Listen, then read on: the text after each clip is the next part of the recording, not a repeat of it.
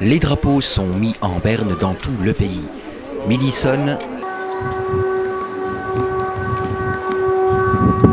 et pour la deuxième fois cette année, après les attentats de Charlie Hebdo, la France s'était figée. Dans les écoles, les collèges, les lycées, les établissements publics fut observé une minute de silence. Lundi 16 novembre à 11h45, Clutangeois, l'ensemble du personnel communal, édile de la commune, s'était rassemblé devant la mairie de Clutange en hommage aux victimes des attentats. Monsieur le premier magistrat de la ville, Fabrice Serbet, s'est exprimé avant que l'ensemble des personnes présentes, comme bon nombre de Français, n'observent la minute de silence. Au resto ce soir avec les copains, il y a un bon groupe qui passe en concert, on va le voir. Ils ont dû se dire ça vendredi. Comme on s'est déjà dit ça, chacun d'entre nous, entre nous, ils ont dû se dire ça et ils se régalaient déjà à l'idée du moment à venir. Ils se régalaient du moment qu'ils vivaient, mais ils ont été avalés. Avalés par la violence, engloutis par leur propre sang. Ce vendredi 13 novembre, des attentats ont eu pour cible des personnes innocentes à qui on a sauvagement pris la vie. Des vies brisées, des familles, des amis meurtris. Nous en ressentons la douleur. Nous partageons une émotion intime.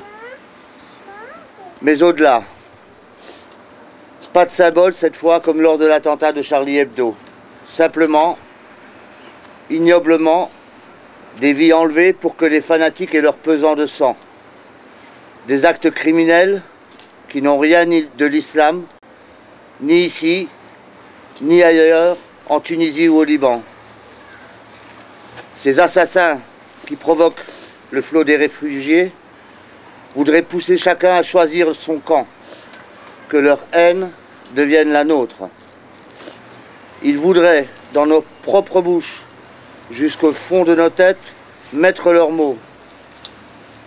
C'est là une lutte à mener, présente et à venir, réaffirmer notre vision du monde. Dire liberté, égalité, fraternité, c'est affirmer notre nation unie dans sa pluralité. Nation une qu'on ne laissera personne diviser. Liberté, égalité, fraternité, ce sont les mots de notre nation. Parce qu'on y tient, c'est notre responsabilité de peuple, de citoyens, d'hommes, de les faire vivre et de les raviver. Il y a des personnes que l'on connaît, qui nous entourent, auxquelles on tient. Aujourd'hui, on comprend peut-être qu'il y a aussi des vies que l'on ne connaît pas, mais qui nous sont précieuses, qui sont une part de nous, une part de notre unité, une part de notre fraternité.